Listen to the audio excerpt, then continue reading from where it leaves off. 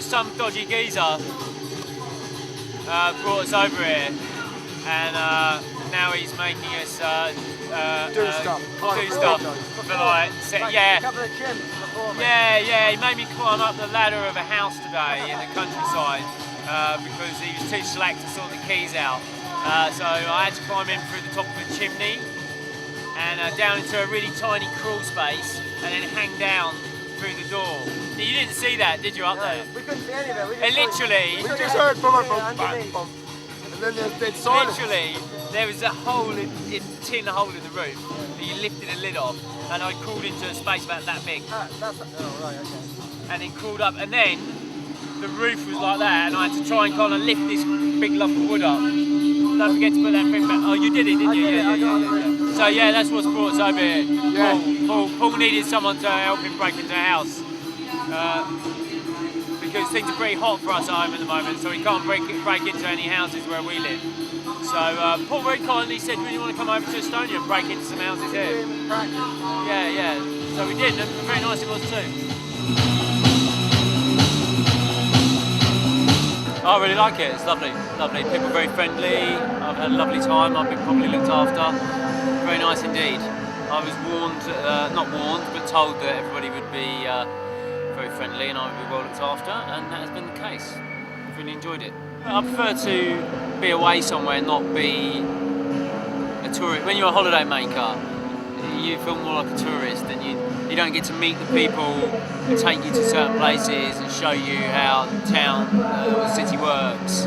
So it's much better to be working, really. When you come out and you're DJing or you're taking photographs or you're filmmaking, Gavin's off out to Cuba soon, and we were just saying that in the hotel that, you know, he'll probably see more of Cuba in the few days that he's there or the week that he's there, working and living with the people who are native to the place, that he'll see more than he would do if he were on holiday now.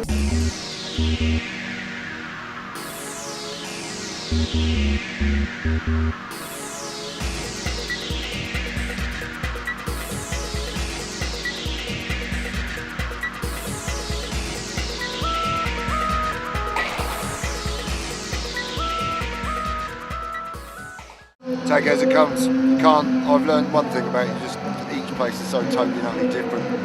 I've given up making progressive sort of imagining what anywhere would be like. You just have to take it from the ground when you hit the ground. Because Sweden was so different. The way I was treated in Sweden from the way I was treated in Helsinki, and then when I'd done that big Scandinavian tour, and how different it was from Finland to Denmark. I sort of learned from that tour not to expect anything and just take it running. Fuck's sake, man, I don't know what it is about Northern Europe. I've exhibited here far more than I've ever exhibited in England, and they keep asking me back. Over Finland, Norway, I'm having 2 shows in Norway this year. I'll probably be back out to Finland. I've got my show in Estonia, obviously. So it seems to be the way it goes. Send them to the cemetery.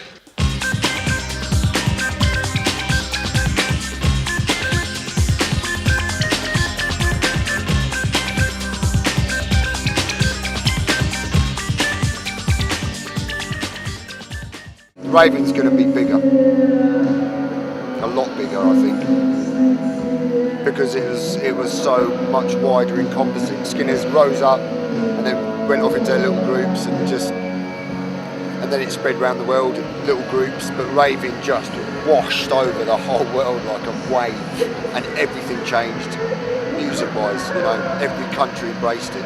Well, what I'm looking forward to is people coming through this rave book and just knowing me for that. I'm looking forward to somebody going, "Oh, you've done skinhead stuff as well." But it's so totally different. I'm really pleased with it. You know, really pleased at how it looks. I'm really excited about it. The skinhead stuff just like It's so long ago, man. It's really hard to talk about it.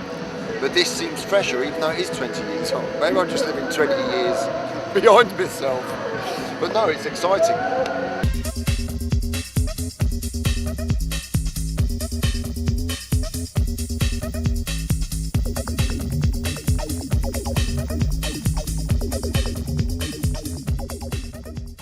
I think 4 books in 4 years is pretty good.